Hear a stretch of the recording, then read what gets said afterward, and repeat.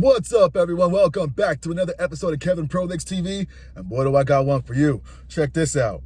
I've come to realize my low libido is very intuitive and knows exactly what she's doing.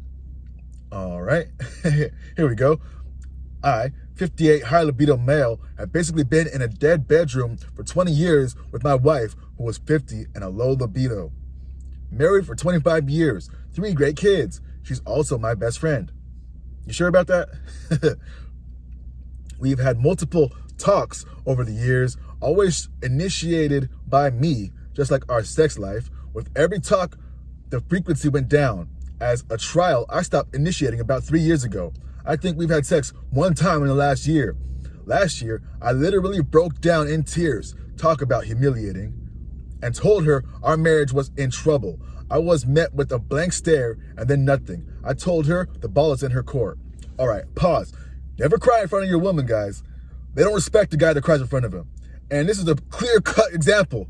She looked at him like, what the hell is this weak-ass guy crying in front of me for? Oh, man. Continuing on. Anyway, the past few weeks, I've been researching divorce and how badly I'm going to get screwed when that day comes. As a high earner, it's going to be ugly. I'm pretty pissed off at myself for not leaving many years ago. Even though I've been outwardly my normal self, she picked up on my mood immediately and asked if everything is okay with me. Of course, I said I'm fine. I'm not about to tip her off to what's coming. I will choose the time and place for that discussion.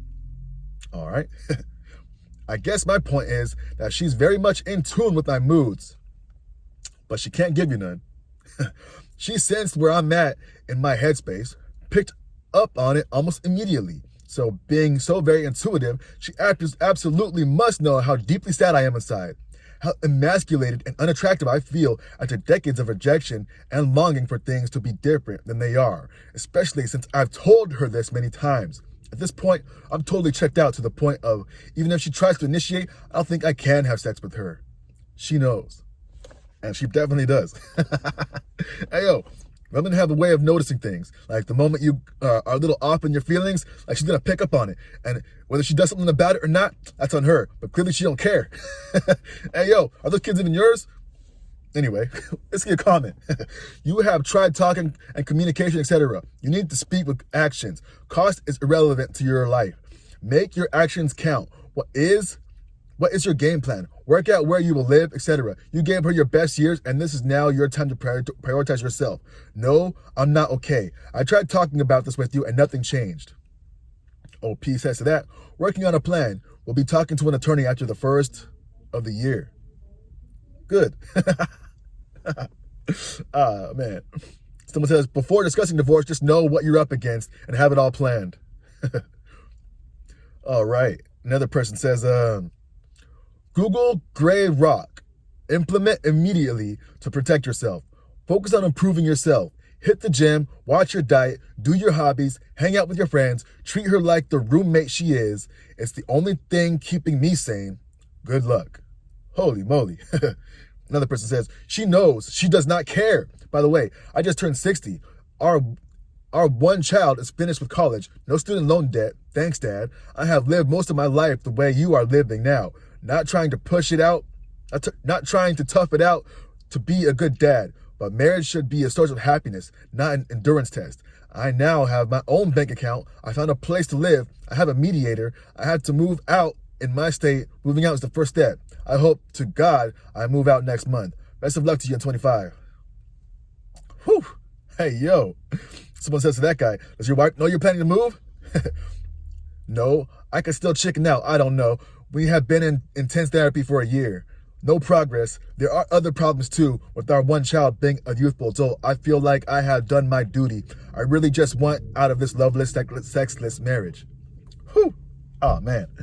Another person says, why do these dudes always claim their dismissive spouse is their best friend? She might be yours, but she isn't, but you aren't hers. Exactly. Like, bruh, come on. You're not getting what you want, but she's getting what she wants. Come on. It's the only number of kids, I have 2, that tells me I didn't write this. Someone pointed out to me recently that we aren't in fact best friends. Best friends wouldn't treat each other like this. She's not in tune with your mood. If she was, she wouldn't need to ask. She is just not on the same path. And if you finally tell her, it will come as a shock because she never really thought you meant it. Good luck. Another person says, I think it's hard for the low libido partner to truly realize how much the lack of sex affects the high libido partner. I was a low libido partner, and while I understood it was bothering my ex, I didn't really understand it was affecting them mentally. It's hard to understand when you literally do not have that same need. Just as I think it is hard for a high libido partner to understand what it is like to have duty sex when you really don't want to be having it, or the dread around your partner asking for sex, having to fake it, and just feeling shame for being that way. Coming to this has really helped me understand everything much easier.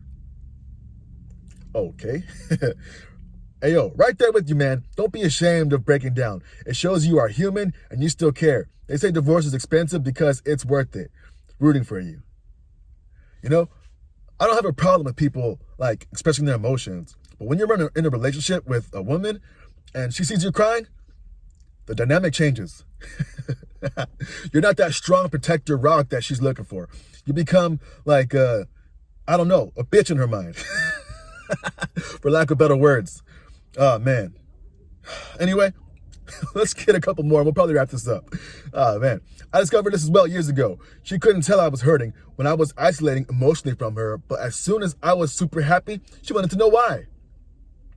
A few years ago, I was being pretty heavily pursued by an intern I worked with. It was flattering, and that made me feel desired and definitely boosted my self-esteem. Suddenly, her libido increased, and she was very sexual. In my opinion, individuals like my wife know and understanding that they are not really working or attempting to make things change.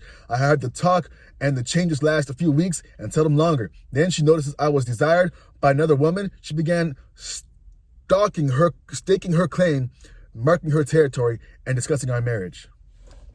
And that's another example of mate guarding and competition anxiety. Whoa, I don't understand it. Actually, I do get it. People want what they can't have, and then when they see that other people want to have what they have, then they want to work harder for it. You know, it's like the kid in the playground. You got the toy, and then someone else wants to play with that toy, and then they got a problem with it when you leave it alone. It's like, come on. If they really cared, they would put all their effort into making you be the center of attention. But they don't care. They only care when other people think that they want something. Anyway, this has been another episode of Kevin Pro Looks TV. Like, comment, subscribe, and share. Let me know if this got cooked or what. I think he's cooked. Hopefully he gets out. But anyway, I'll catch you on the next one. Peace.